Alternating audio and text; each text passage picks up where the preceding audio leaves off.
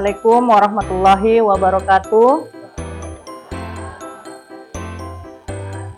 Syukur alhamdulillah kita ucapkan kehadiran Allah Subhanahu wa taala yang telah memberi kita kesempatan untuk hadir pada kegiatan diseminasi atau penyebaran informasi atau penyebaran pemahaman mengenai budaya positif. Salam dan taslim kita haturkan ke junjungan kita Nabiullah Muhammad SAW. Allahumma sholli ala Muhammad wa ala ali Muhammad. Saya ucapkan terima kasih yang sebesar-besarnya kepada Bapak Ibu yang telah meluangkan waktu di tengah-tengah kesibukan mengajar dan kesibukan lain untuk hadir pada kegiatan ini. Kegiatan ini merupakan rangkaian dari penugasan kami sebagai calon guru penggerak. Namun meskipun ini adalah penugasan, saya berusaha tidak hanya sekedar memenuhi kewajiban saja, tapi berusaha menyampaikan apa yang saya ketahui tentang materi budaya positif ini. Ya, kita mulai.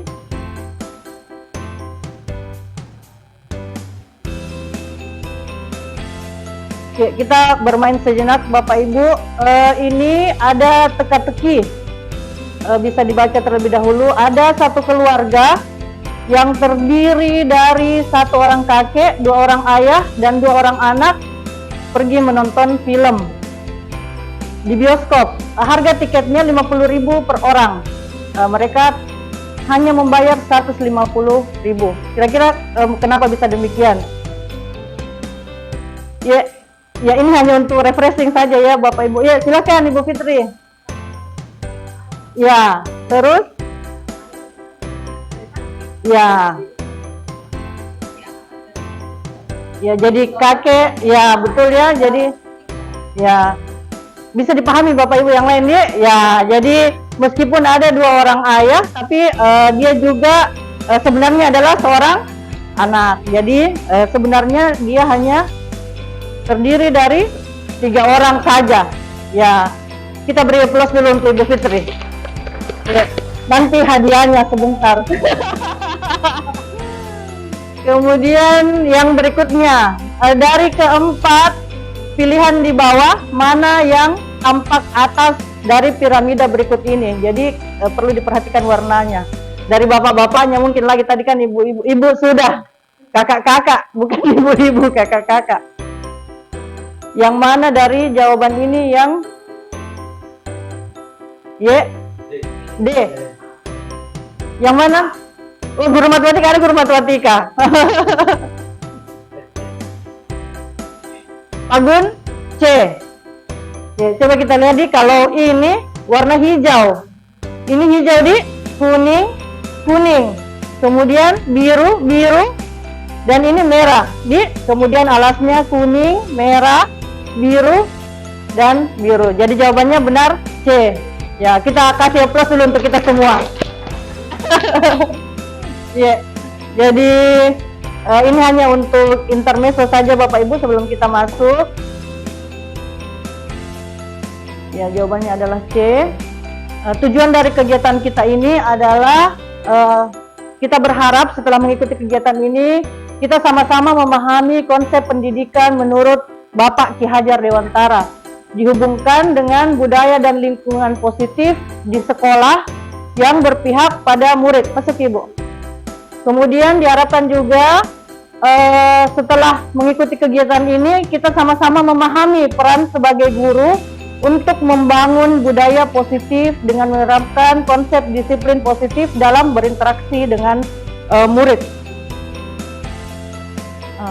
Filosofi Ki Hajar Dewantara ini tentu semua kita sebenarnya sudah tahu, kita hanya untuk menguatkan saja kembali, karena terkadang kita melakukan sesuatu karena kita tidak ingat lagi, kita mungkin lupa, jadi kita tidak intens melakukan hal tersebut. Bahwa pendidikan menurut beliau itu menuntun segala kodrat yang ada pada anak-anak agar mereka dapat mencapai keselamatan dan kebahagiaan yang setinggi-tingginya, baik sebagai manusia maupun sebagai anggota masyarakat. Jadi kita sebagai guru ini tugasnya adalah menuntun kodrat yang ada pada anak-anak. Kemudian filosofis berikutnya adalah bahwa beliau meyakini bahwa untuk menciptakan manusia yang beradab, maka pendidikan adalah salah satu kunci utama untuk mencapainya. Jadi kita Bapak Ibu sebagai guru ini memegang peranan yang sangat penting sebenarnya, bahwa kita bertugas untuk menciptakan manusia yang beradab. Ya, jadi mungkin karena masa-masa produktif dari anak-anak dari pukul 8 pagi sampai sore itu masa mereka aktif, itu lebih banyak bersama kita. Jadi sedikit banyak kita itu sangat mempengaruhi kepribadian mereka. Kemudian pendidikan menciptakan ruang bagi murid untuk bertumbuh secara utuh. Kemudian agar mereka menjadi mandiri.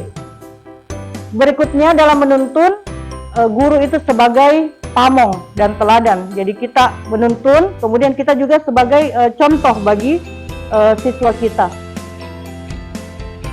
Menurut Ki Hajar Dewantara juga, guru itu ibarat petani dan murid adalah bibit padi. Bapak Ibu pernah dengar filosofis yang ini? Pernah ya? Pernah. Jadi kita itu diibaratkan sebagai petani, ya, dan murid adalah bibitnya, dan lingkungan sekolah kita adalah lahannya. Petani itu hanya mampu menuntun tumbuhnya padi. Jadi kita itu sebagai guru hanya mampu menuntun tumbuhnya siswa. Petani dapat memperbaiki kondisi tanah, memelihara tanaman padi, memberi pupuk, dan sebagainya, tetapi tidak dapat mengganti kodrat dari padi tersebut. Jadi kalau padinya misalnya adalah padi bibit selebes, tidak bisa kita ubah menjadi padi Indramayu misalnya, dia akan tumbuh menjadi padi selebes, dan kita hanya bertugas untuk memperbaiki keadaan di sekitar padi tersebut untuk bisa bertumbuh dengan subur. Tetapi kita tidak bisa mengganti kodrat dari padi itu tersebut. Bapak Ibu juga pernah mendengar hal ini, bahwa murid adalah kertas kosong dan kita sebagai pendidik atau orang dewasa berhak menuliskan segala hal di kertas kosong tersebut. Pernah dengar ya Bapak Ibu? Menurut Bapak Ibu ini benar atau tidak? Ya? Tidak. Kenapa Bapak Ibu? Ya, jadi pendapat ini sudah tidak lagi dipakai oleh para cendekiawan, terutama pendidik. Jadi pendapat ini sudah dianggap tidak sesuai, karena murid ternyata bukanlah sebuah kertas kosong, namun mereka adalah kertas yang terisi tulisan sebenarnya, tapi masih buram dan halus tulisannya. Dan kita sebagai pendidik harus menebalkan tulisan tersebut. Dan tulisan yang buram, yang bersifat baik, itu yang kita tebalkan. Dan tulisan yang buram, yang bersifat buruk, itu kita biarkan agar tidak muncul dan menonjol. Karena murid itu sudah ada kodratnya sendiri. Misalnya dia membawa gen IQ yang tinggi, itu kita tidak bisa rubah menjadi atau IQ rendah kita rubah menjadi IQ yang tinggi, itu tidak bisa kita rubah. Kalau dia ada darah seninya, kemudian kita paksa dia untuk menyukai matematika misalnya, itu tidak bisa. Mungkin kalau untuk dipengaruhi sedikit bisa, tapi untuk merubahnya itu sangat sulit. Kita masuk ke budaya positif. Budaya positif adalah pembiasaan-pembiasaan perilaku positif, baik dalam bentuk sikap maupun tutur kata seluruh warga sekolah, dalam rangka menciptakan lingkungan belajar yang nyaman menuju terwujudnya profil pelajar Pancasila. Jadi pelajar yang diharapkan sekarang, apalagi kita menggunakan kurikulum Merdeka, adalah profil pelajar Pancasila yang terdiri dari berapa dimensi, Bapak Ibu? Berapa? Oh, 6. 6. Sebentar kita akan bahas lebih lanjut meskipun secara ini sekilas. Saya di sini bukan untuk menguji Bapak Ibu. Saya betul-betul sekedar sharing saja, karena pasti Bapak Ibu lebih banyak tahu ya daripada saya.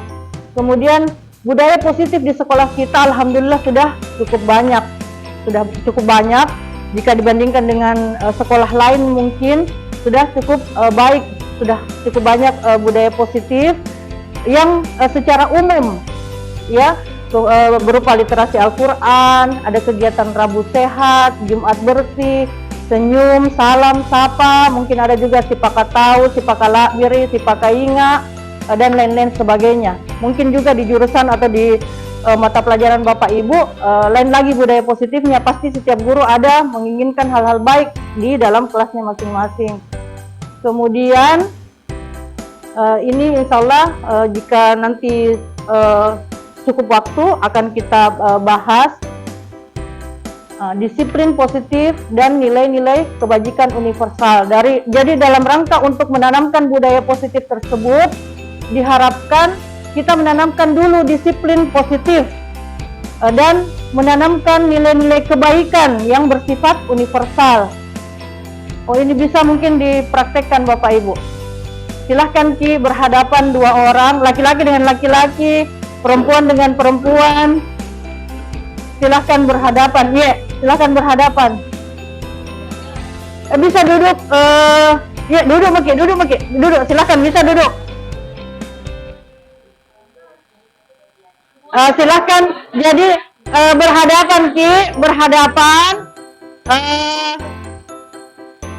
Kita menggenggam tangan tak, anggaplah ada sesuatu di dalam yang sangat berharga. Ya, tapi yang menggenggam itu tangan kanan. Ya, masing-masing dengan tangan kanan. Kemudian orang pertama itu namanya Ani. Kita tentukan sendiri yang mana Ani, yang mana. Oh, kalau bapaknya kapan? Enggak apa-apa jadi. Enggak apa-apa sih bapaknya Ani dan enggak apa-apa. Ya, kita tentukan sendiri yang mana Ani, yang mana Ana. Jadi tangan kirinya lepas. Jika saya sebutkan Ani, jadi yang tangan kanan ini menggenggam sesuatu yang sangat berharga yang Bapak Ibu jaga ya. Ya, misalnya ada TPP-nya dalam sini, Bapak Ibu jaga misalnya, atau ada sertinya dalam sini. Ya. Ya, kita sendiri yang tentukan yang mana Ana, yang mana Ani. Kalau saya menyebutkan Ana, maka Ani berusaha untuk merampas, bukan merampas ya, berusaha membuka genggaman tangan dari Ana.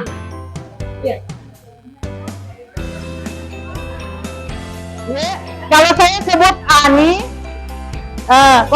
Ani, berarti Ana yang merampas, bukan merampas ya, berusaha membuka.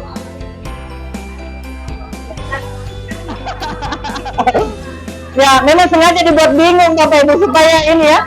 Kalau saya sebut Ani, Ana yang berusaha. Ya. Kalau sebelah sana yang mana Ani Pak, yang mana Ana? Ya, kita mulai ya Bapak Ibu. Ya. Ya, kalau saya sebut Ani, maka Ana yang berusaha dan Ani menghindar sekuat tenaga. Ya. Ana. Ana. Ya.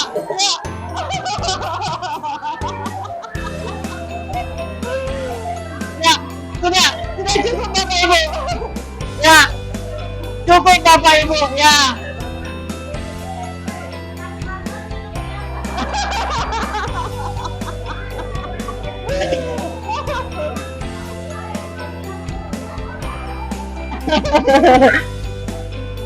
Ya, jadi tujuan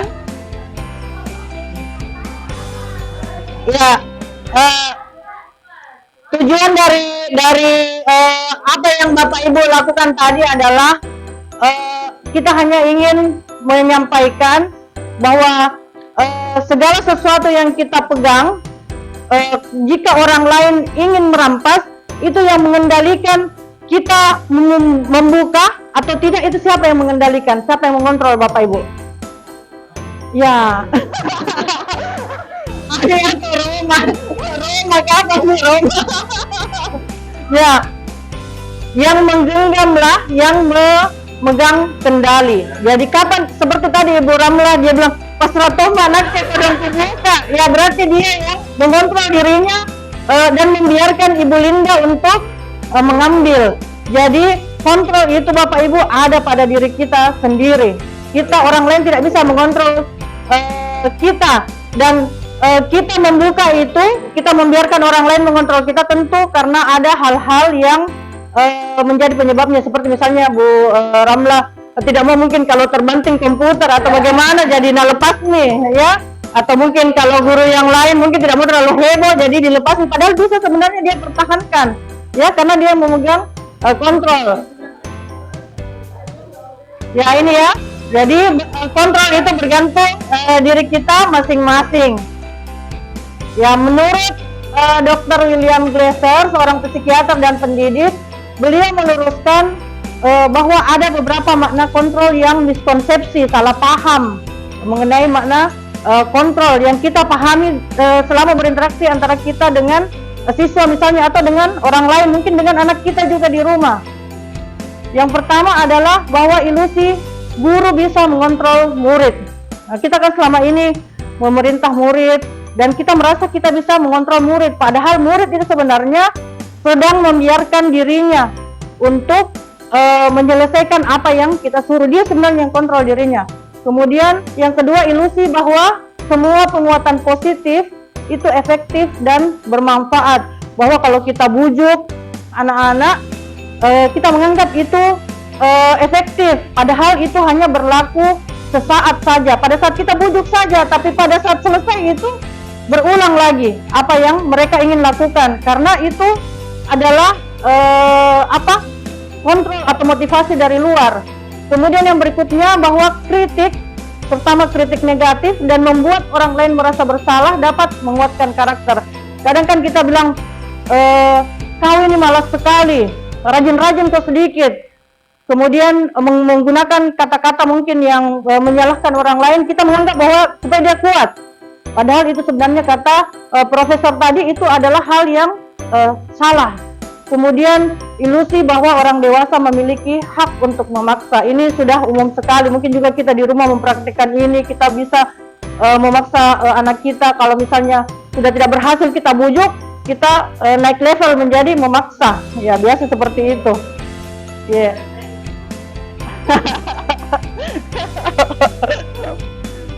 Ya, kemudian bagaimana agar ilusi ini bisa kita rubah ya, dan kita perlu memahami apa yang sebenarnya terjadi, jadi pandangan kita yang perlu dirubah. Mudah-mudahan terlihat Bapak Ibu. Jadi yang di sebelah sini ini adalah yang namanya stimulus respon. Stimulus respon itu maksudnya respon kita serta-merta terhadap sesuatu yang terjadi, tanpa berpikir lagi, tanpa berpikir panjang, langsung kita merespon. Nah, kita selalu menganggap bahwa kebutuhan orang itu sama saja, padahal tidak seperti itu. Kebutuhan orang lain itu beda, kebutuhan saya berbeda, kebutuhan Bu Anita beda, Pak Herman juga beda. Kemudian semua orang melihat hal yang sama, kita menganggap pandangannya orang sama saja, padahal setiap orang memiliki gambaran yang berbeda. Ya, kita mencoba mengubah orang agar pandangannya sama dengan kita. Kita memaksa siswa kita agar memiliki pendapat yang sama dengan kita, padahal kita tidak bisa seperti itu. Bahwa perilaku buruk, kalau kita melihat sesuatu tingkah yang buruk yang dilakukan mungkin oleh anak kita, oleh siswa, itu langsung kita cap bahwa itu adalah sebuah kesalahan dan tidak bisa dimaafkan. Padahal kita perlu juga melihat bahwa sebuah perilaku itu tentu ada tujuannya, ada pasti yang mau dia lakukan. Kita lihat anak-anak keluar masuk, pasti ada yang dia lakukan, dan itu perlu kita selidiki lebih jauh. Jangan langsung kita misalnya kata-katai atau langsung dicap dengan kata-kata yang merendahkan. Kemudian orang bisa mengontrol saya, padahal orang tidak bisa mengontrol kita. Kontrol semua ada di diri kita. Kemudian ini sama, pemaksaan ada pada saat bujukan gagal. Jadi kalau sudah cinta ditolak, dukun bertindak. Seperti ini mungkin Bapak Ibu ya, kira-kira seperti itu ya. Kemudian kita juga berpikir kadang bahwa saya harus menang dan dia harus kalah misalnya dalam sesuatu, padahal alangkah baiknya kalau kita berpikir saya menang, dia juga menang, jadi sama-sama senang ya, win-win solution istilahnya. Kemudian makna kata disiplin. Jadi disiplin sebenarnya itu arti asalnya adalah belajar, Bapak Ibu. Namun dalam budaya kita, makna disiplin berubah menjadi sesuatu yang dilakukan seseorang pada orang lain untuk mendapatkan kepatuhan. Jadi kadang kemudian disiplin ini membuat kita merasa tidak nyaman, ya. Nah, disuruh datang cepat misalnya, kemudian pulang jam segini, itu kemudian menjadi apa makna disiplin. Kemudian sebagai pendidik, tujuan kita adalah menciptakan anak-anak yang memiliki disiplin diri, sehingga mereka bisa berperilaku dengan mengacu pada nilai-nilai kebajikan universal dan memiliki motivasi intrinsik, motivasi dari dalam diri, bukan motivasi dari luar. Nah, kemudian ada yang disebutkan tadi mengenai nilai-nilai kebajikan universal. Nah, ini mungkin ada Bapak Ibu yang sudah pernah dengar. Kalau Bu Anita dengan Ibu Andi saya yakin pernah dengar. Kalau teman-teman yang lain mungkin juga. Jadi nilai-nilai kebajikan universal adalah sifat-sifat positif manusia yang merupakan tujuan mulia yang ingin dicapai individu tanpa memandang agama, suku, ras, bahasa, dan latar belakang. Kalau nilai-nilai kebajikan kita sebagai guru, untuk siswa yang ingin kita capai ini adalah ini ya Bapak Ibu, merupakan kita berharap siswa-siswi kita bisa memenuhi kriteria profil pelajar Pancasila, beriman, bertakwa, dan berakhlak mulia. Maksudnya dia mempraktekkan keagamaannya dengan baik, bertutur kata sesuai dengan agama yang diyakininya. Kemudian mandiri artinya mau terus belajar, belajar sepanjang hayat apa yang kita berikan, dan dia tidak bergantung sama orang lain. Bernalar kritis, bisa menyelesaikan masalah Bapak Ibu. Jadi mereka tidak tergantung pada orang lain, tapi dia juga bisa menyelesaikan masalah. Apalagi kita kan SMK, jadi ada selalu kegiatan-kegiatan yang mengarah ke bernalar kritis. Kalau di bernalar kritis ini biasanya kita mulai dari RTP kita atau modul ajar kita Bapak Ibu ya, kita pasang di situ misalnya C4, C5, C6 Bapak Ibu ya.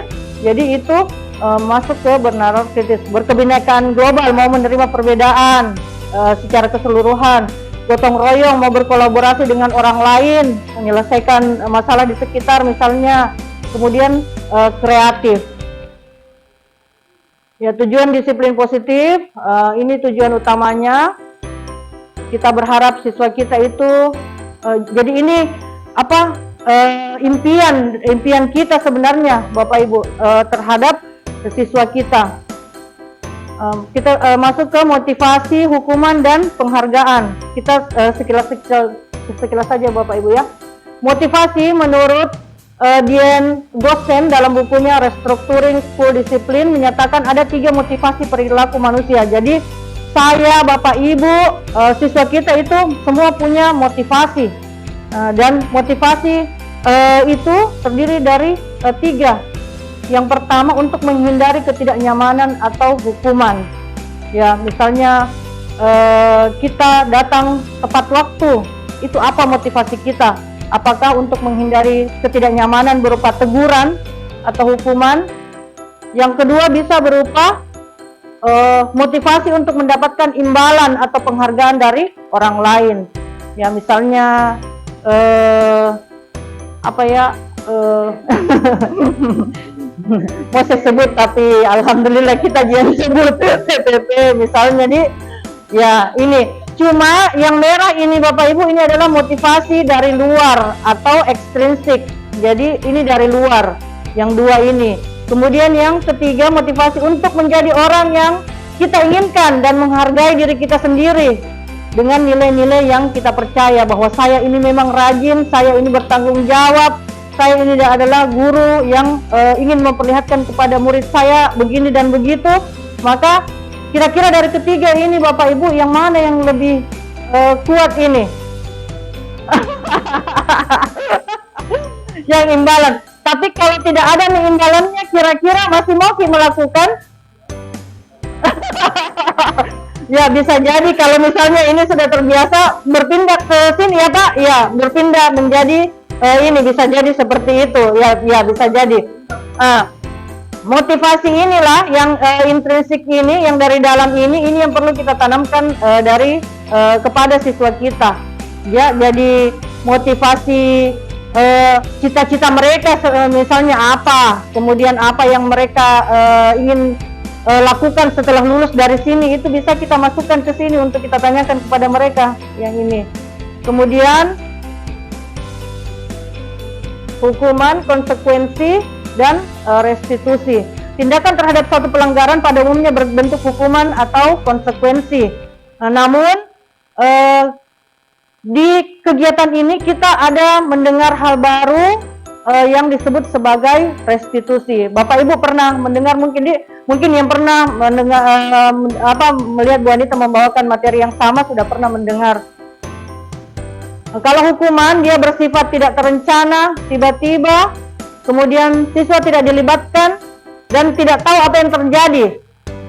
Kemudian ya misalnya siswa A terlambat datang dan langsung disuruh kengkreng di tempat, itu termasuk hukuman ya Bapak Ibu, karena tiba-tiba. Kemudian bersifat satu arah dan dari pihak guru. Kemudian tidak ada kesepakatan sebelumnya, dan kadang berupa fisik maupun psikis. Jadi meskipun kita tidak menyuruh dia misalnya kengkreng, tapi kemudian kita mengeluarkan kalimat-kalimat yang menjatuhkan harkat dan martabatnya misalnya, itu juga masuk ke dalam hukuman. Kalau konsekuensi sudah terencana, kemudian sudah disepakati sebelumnya, kemudian murid tetap dibuat tidak nyaman tapi jangka waktu pendek. Kalau hukuman tadi kadang malunya lama, apalagi kalau misalnya dipasang di tengah lapangan misalnya seperti itu. Kemudian diberikan berdasarkan suatu data yang umumnya dapat misalnya sudah 3 kali terlambat, maka hukumannya adalah dia harus lebih panjang waktunya belajar. Berarti gurunya tungguin lagi, ya. Kira-kira seperti itu untuk konsekuensi. Jadi perlu memang guru yang rajin. Ya, sikap guru di sini senantiasa memonitor. Ini ada pemahaman tentang penghargaan, bahwa ternyata memberikan penghargaan itu menurut Bapak Alfikon ini, bahwa memberikan penghargaan ini berupa barang ya Bapak Ibu, itu ternyata tidak berdampak kurang bagus sebenarnya. Padahal kadang-kadang kan kita sebagai guru, saya pribadi biasa memberikan siswa coklat misalnya dengan harapan mereka lebih bersemangat. Ternyata kalau kita memberi penghargaan seperti itu hanya jangka pendek. Ya, hanya pada saat diberi penghargaan, sesudah itu mereka tidak melakukan lagi. Kalau mau jangka panjang ya kita terus memberikan, kan tidak mungkin. Kemudian ternyata tidak efektif, bisa merusak hubungan. Ya, hubungan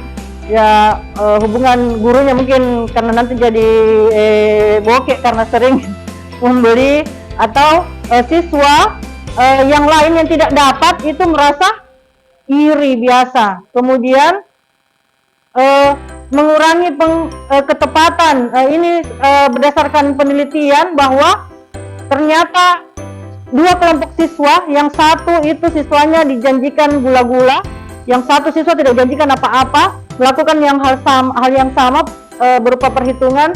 Ternyata siswa yang dijanjikan gula-gula itu lebih banyak yang salah, mungkin karena konsentrasinya terganggu. Kemudian menurunkan kualitas. Ini juga ada semacam penelitian, sekelompok mahasiswa yang melakukan seperti PKL atau PPL di satu kantor. Kemudian dia menulis artikel yang banyak dan sangat bagus.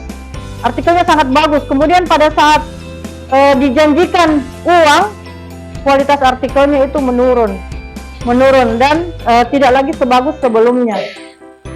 Dia juga, penghargaan bisa mematikan kreativitas katanya Bapak Ibu, dan penghargaan menghukum, dia menghukum siswa yang tidak dapat penghargaan tersebut. Ya, kita bisa mengambil ini sebagai pegangan, ataupun tergantung lagi dari keadaan kita di kelas Bapak Ibu. Ya, kalau kita mau memberikan pengakuan atau apresiasi kepada siswa, kalau kita memberikan apresiasi, kita berikan secara khusus, kita sebut kata-katanya secara khusus dan dengan menyebutkan namanya misalnya, atau kita panggil secara pribadi. Ataupun kalau kita memberikan pengakuan kepada semua murid, ya kita kasih bergantian. Misalnya pada saat ini si A yang kita puji, yang berikutnya lagi adalah si B. Dan dilakukan secara konsisten dan fokus pada proses. Sekarang kita ini dulu Bapak Ibu, latihan dulu apakah ini hukuman atau konsekuensi. Membersihkan ruang guru karena terlambat datang. Ini kira-kira hukuman atau konsekuensi Bapak Ibu? Ya, bagaimana? Hukuman. Kalau hukuman, ya.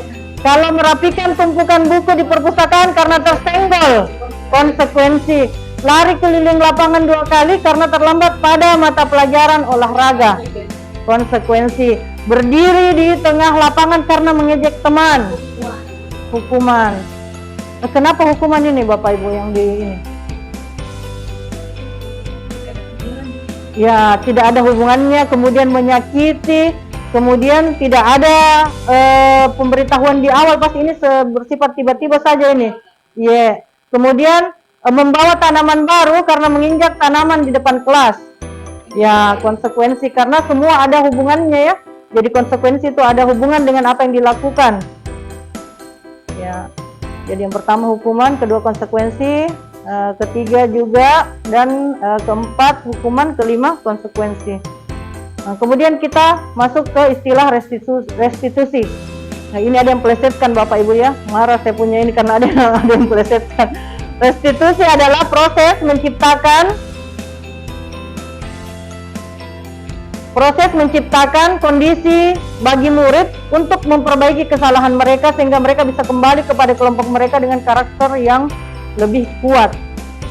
Jadi ketika murid melakukan kesalahan, mungkin anak kita juga di rumah, jika mereka melakukan kesalahan, kita menciptakan kondisi agar bisa mereka tetap memiliki karakter yang lebih kuat. Jadi restitusi merupakan proses kolaboratif yang mengajarkan murid untuk mencari solusi untuk masalah mereka. Jadi masalah atau kesalahan yang mereka lakukan itu mereka sendiri yang mencarikan solusi, dan kita bertugas untuk membantu murid berpikir tentang orang seperti apa yang mereka inginkan dihubungkan dengan kesalahan tersebut dan bagaimana mereka harus memperlakukan orang lain.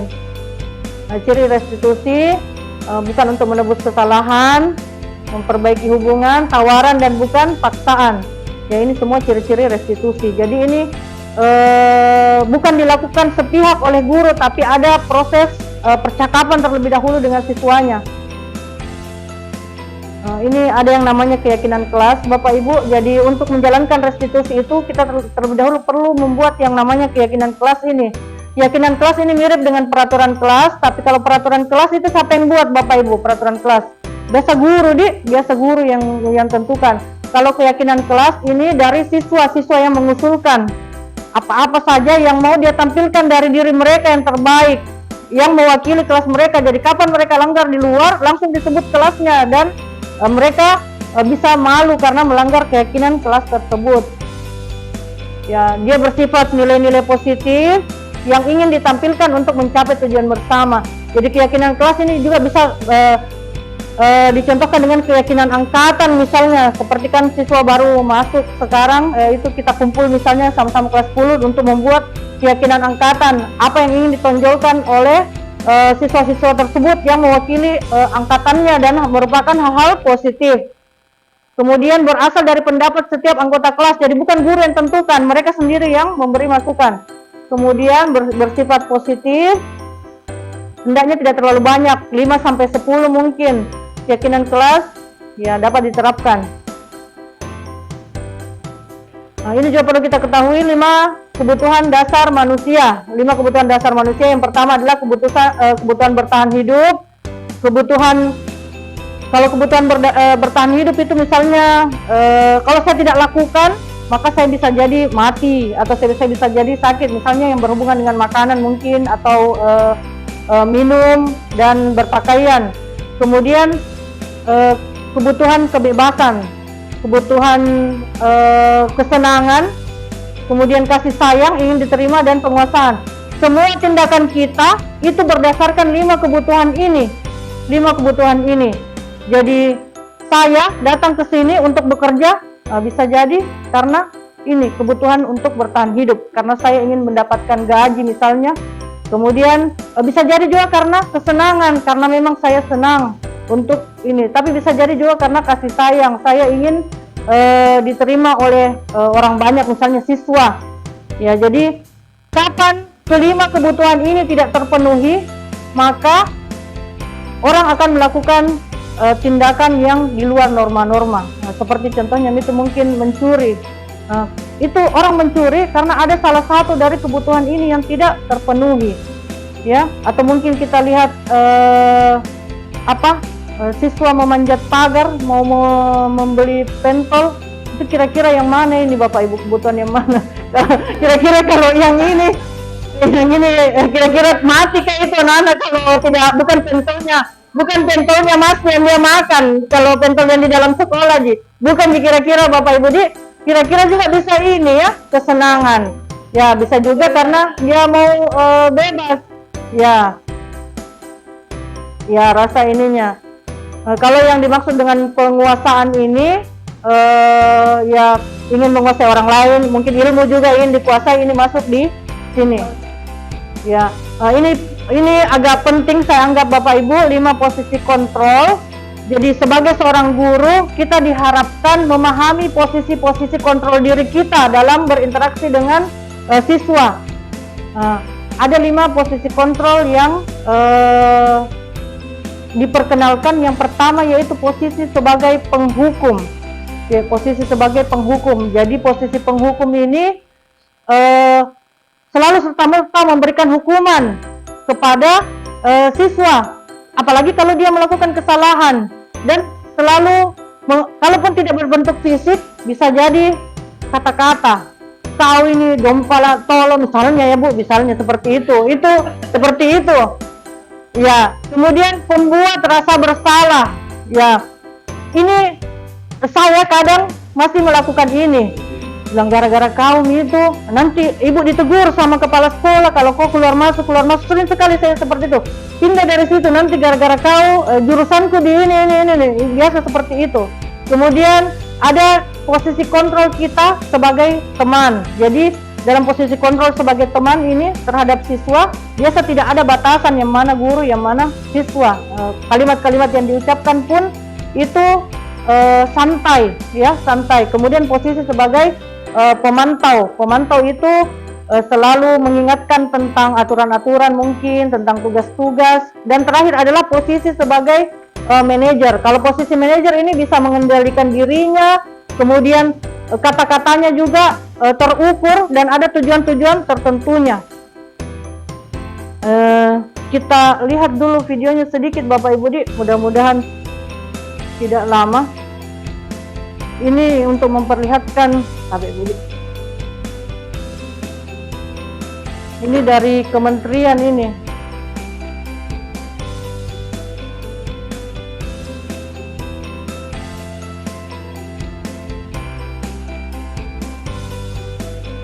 Oh ini.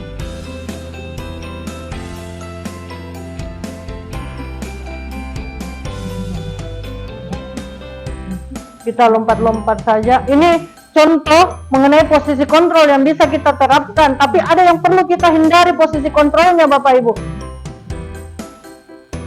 Udah kedengaran baik nih? Ada di tulisannya Bapak Ibu. Posisi penghukum. Jadi ada siswa yang datang terlambat, namanya Naren.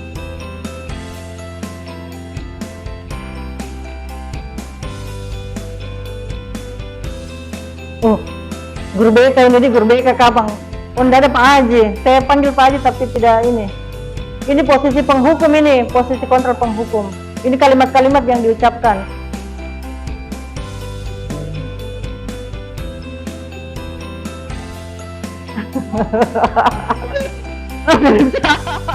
Balas ini.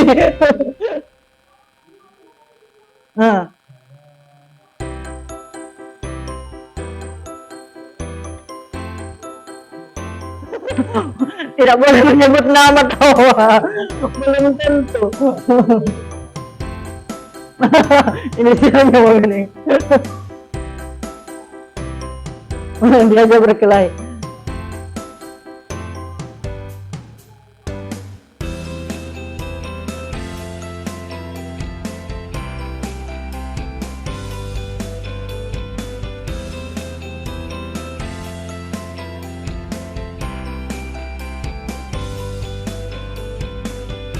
menghardik, menunjuk-nunjuk, berkacak pinggang, membentak. Ya, bisa berupa kata-kata ataupun fisik. Oh, ini dampaknya Bapak Ibu kalau kita mengambil posisi kontrol sebagai penghukum. Ya, murid menjadi dendam, tidak menyukai guru atau mata pelajaran yang diampu. Kalau pembuat merasa bersalah. Ya, ini terus terang masih sering biasa saya lakukan ini. Tapi mudah-mudahan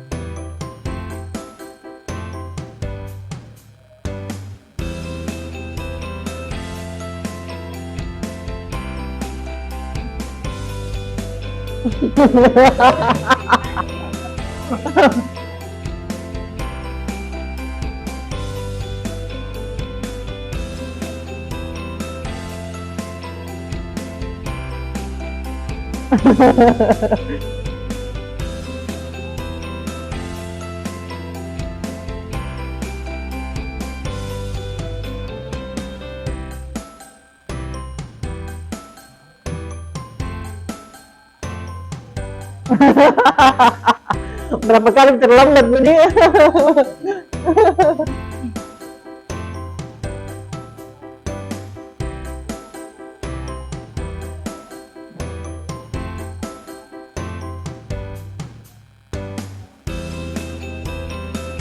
Ya, karena dia merasa bersalah, sudah dipaksa untuk merasa bersalah, jadi dia mau tidak mau minta maaf.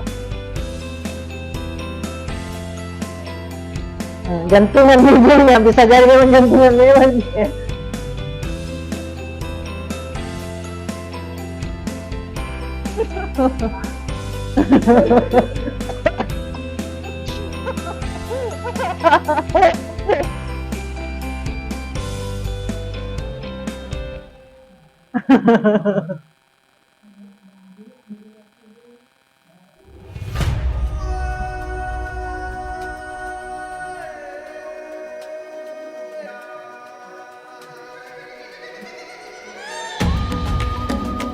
Sambil ini Bapak Ibu mungkin bisa isi tabel, isi absen.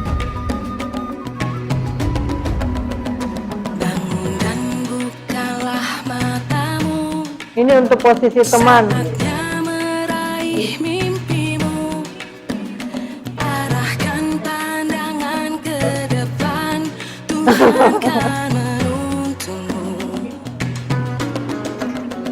Sadarilah masa berganti, tantangan kan kita hadapi, bergandeng tangan untuk negeri, era kita menanti berseri. Kita pelajar Pancasila, kita bernafas dalam sila-silanya. Kita pelajar Pancasila, ayo kita jaga untuk Indonesia. Bersatu dalam perbedaan, berpegang tangan dan berlari. Ya, karena merasa teman. Singkirkan egomu, oh kawan, demi negeri ini. Jadilah generasi emas, cerdas berkarakter itu kita. Berjuang dan harus berani, kita terus torehkan prestasi.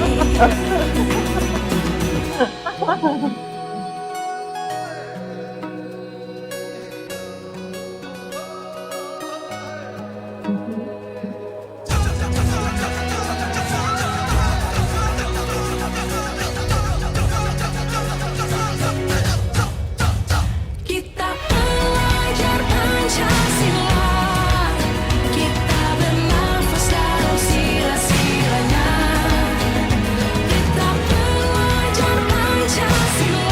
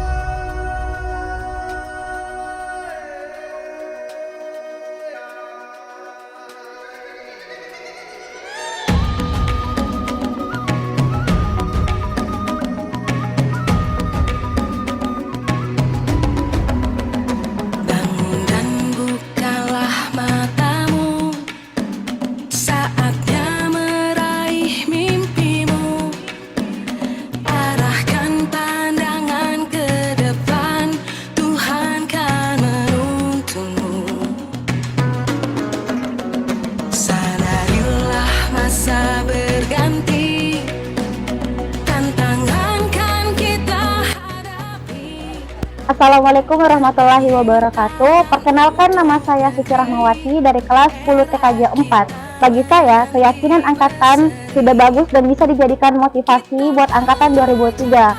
Contohnya bertanggung jawab, karena banyak orang di luar sana yang diberikan tanggung jawab tetapi dia lalai terhadap tanggung jawabnya. Sekian, Assalamualaikum warahmatullahi wabarakatuh. Assalamualaikum warahmatullahi wabarakatuh. Perkenalkan, nama saya Muhammad Afdal Febrian, berasal dari kelas 10 TKJ 2. Menurut pendapat saya, siswa harus menerapkan sikap saling menghormati, jujur dan disiplin, karena dengan disiplin kita dapat mewujudkan siswa yang peduli terhadap lingkungan sekolah, dan semua itu ada di keyakinan angkatan kami. Assalamualaikum warahmatullahi wabarakatuh. Perkenalkan, nama saya Tiara dari 10 TKJ 2. Perasaan saya, keyakinan angkatan ini sangat bermanfaat bagi saya dan teman-teman karena bisa memotivasi agar lebih bertanggung jawab dalam menjalankan amanah-amanah yang telah diberikan. Terima kasih. Assalamualaikum warahmatullahi wabarakatuh. Terima kasih atas kesempatan yang diberikan kepada saya terkait keyakinan angkatan. Perkenalkan, nama saya Ririn Ramadhani, biasa dipanggil Ririn, dari kelas 10 TKJ 1. Saya alumni dari SMP Negeri 5 Palangga. Menurut saya, keyakinan angkatan itu dapat memotivasi kita untuk lebih berkembang dan bertingkah laku lebih positif. Bismillahirrahmanirrahim. Assalamualaikum warahmatullahi wabarakatuh. Perkenalkan, nama saya Almaksira Melati dari 10 TKJ 2.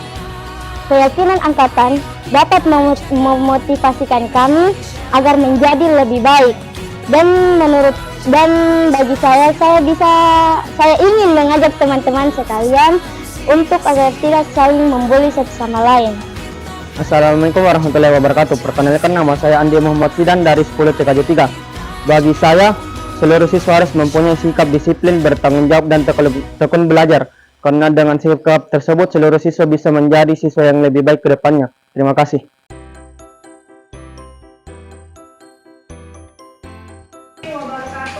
Waalaikumsalam warahmatullahi wabarakatuh. Jadi sekarang kita akan menetapkan satu keyakinan kelas. Sudah pernah dengar yang namanya keyakinan kelas? Belum. Jadi yang namanya keyakinan kelas itu hampir sama dengan peraturan kelas, kesepakatan kelas. Apa yang ingin kita tampilkan dan kita sepakati dari diri kita yang ingin kita perlihatkan. Utamanya kan kalian akan pergi PKL. Meskipun kalian jauh pergi PKL di kelas yang berbeda, tapi kalau kalian memiliki keyakinan kelas yang disepakati tentang kebaikan-kebaikan apa yang ingin kalian perlihatkan di tempat PKL, ini bisa membuat kalian termotivasi untuk tidak berbuat hal-hal yang kurang baik di tempat PKL. Ya, jadi keyakinan kelas ini seperti bilang kesepakatan yang kalian buat sendiri. Jadi sebagai contoh misalnya jujur, itu kita anggap satu keyakinan kelas. Kalau kita sepakati misalnya sebentar, jadi sebentar masing-masing mengusulkan satu keyakinan kelas. Jadi ibu akan bagikan sticky note, tulis keyakinan kelasnya di sini apa yang kalian usulkan. Misalnya bertanggung jawab, rapi, menjaga kesehatan, jujur. Itu satu orang satu saja keyakinan kelas di sini. Ditulis juga ininya ya, apalagi inisialnya masing-masing. Ya, nanti setelah selesai baru ditempel di depan. Kalau yang sama, itu kita kelompokkan sebentar. Ibu akan kelompokkan. Nanti akan terbentuk mungkin ada 5 sampai 6 keyakinan kelas yang kita sepakati bahwa itu yang akan kita bawa nanti pada saat kegiatan PKL maupun nanti kembali belajar di sini. Paham ya? Paham. Ya, jadi keyakinan kelas yang tertulis di sini yang kalian buat jangan menggunakan kata yang bersifat negatif, misalnya jangan merokok misalnya, itu tapi diganti dengan menjaga kesehatan. Semua yang bersifat positif. Ya, jangan malas, tapi diganti dengan rajin. Ya, bisa ya? Iya, Bu. Ya, sekarang saya bagikan sticky note-nya ya. Jadi masing-masing satu orang satu.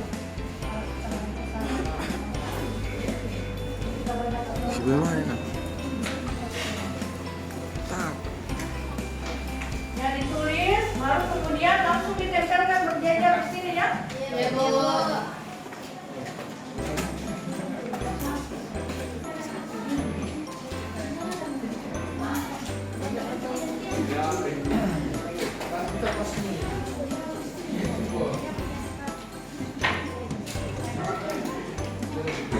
saja ditulis apa yang kalian anggap paling penting untuk kalian tampilkan nanti pada saat PKL dan membawa nama baik kelas, membawa nama baik teman-teman, membawa nama baik wali kelas dan sekolah, dan membawa nama baik jurusan tentu saja. Langsung didengar sini, nah berbeda.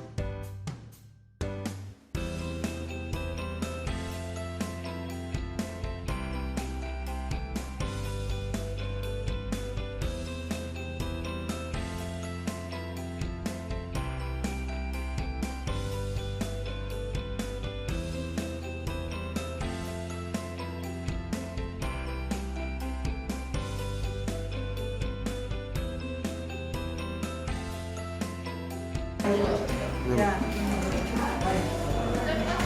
Ya, coba diperhatikan ini sudah macam-macam di dalam ya. Ada kita harus jujur, menjaga kebersihan, peduli, menghargai orang lain. Nah ini sama ya, jujur. Nah, kita cabut yang ini karena ada yang sama. Kemudian bijaksana, berbuat baik, rajin beribadah, ini bertanggung jawab sudah ada di sini. Kemudian sholat, kemudian bertanggung jawab itu sudah ada. Menghargai orang lain ini sama. Rajin sholat sama. Jujur ada. Kemudian menjaga kebersihan sudah ada. Amanah.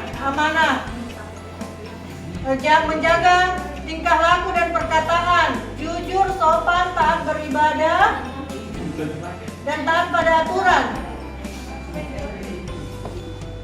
Jangan lupa sholat sudah ada. Oh, ada bersedekah ya. Jujur, amanah, mengerjakan tugas tepat waktu, disiplin waktu. Ini beribadah sudah. Rajin,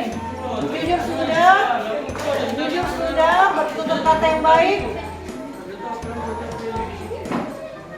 Sudah ya, jangan sopan santun. Kemudian rajin sudah, tepat waktu, santun. Kemudian ini sudah. Nah ini masih ada ya, masih ada. Beribadah, nah diganti ini. Jujur dan amanah, menjaga perkataan. Ini sudah. Jujur sudah ada.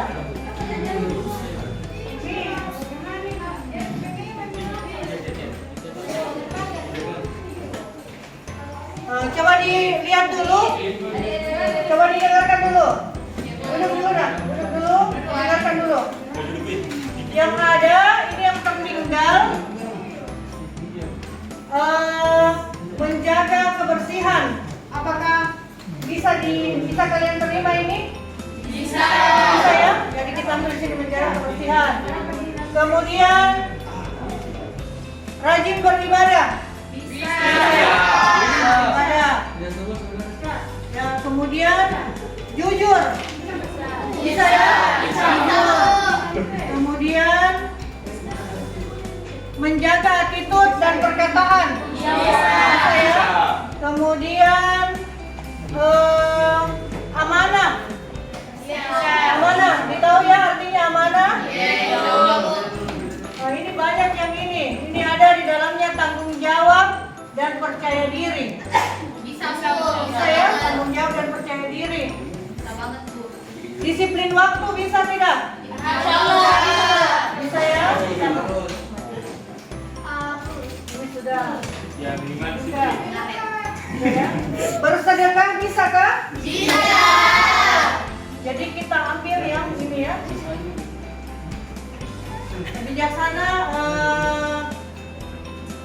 kita ini tarik dulu ya bijaksana. Jadi nanti di sana baru kita belajar untuk bijaksana nih. Ya. Berbuat baik, mengerjakan tugas tepat waktu. Jadi ini ya. Menghargai dan membantu orang lain. Bisa. Nah ini ada banyak ini, sudah 11. 11 ya? Nah, coba diingat dulu. Yang pertama jujur. Ini ya. 1, jujur. Yang kedua menjaga kebersihan. Maksudnya ini kerapihan kalian, kebersihan diri. Kemudian yang ketiga, rajin beribadah. Yang keempat, tepat waktu. Yang kelima, percaya diri ya. Ada percaya diri di sini. Bisa percaya diri? Bisa. Yang 6, menghargai orang lain. Menghargai orang lain. Kemudian 7, tanggung jawab. Nah, kita kecilkan jadi 8 ya, jadi 8 saja. Kemudian, oh ini sama ini disiplin waktu dengan tepat waktu sama ya. Amanah. Tahu amanah ya? Kalau kalian dikasih misalnya kepercayaan untuk diselesaikan, disampaikan ke orang lain. Kalian disampaikan misalnya dalam bentuk uang, jumlahnya 100.000. Kalau yang diberikan 100.000, sampainya juga 100.000. Ya, itu amanah. Kemudian ini menjaga perkataan. Menjaga perkataan dan bersedekah. Ya, sedekah tidak akan membuat kita miskin. Ini sudah terbukti nih, sudah terbukti sekali. Ya, jadi ini bisa kalian ingat kira-kira ini. Ya, jadi nanti ibu foto ini, kemudian kalian ibu kirim ke grupnya. Ya, jadi ini adalah kesepakatan keyakinan kelas yang akan kalian jalankan sampai kalian lulus. Apakah itu kalian belajar di dalam sini ataupun keluar PKL nanti. Ya, diingat ya, ini keyakinan kelasnya, jadi jangan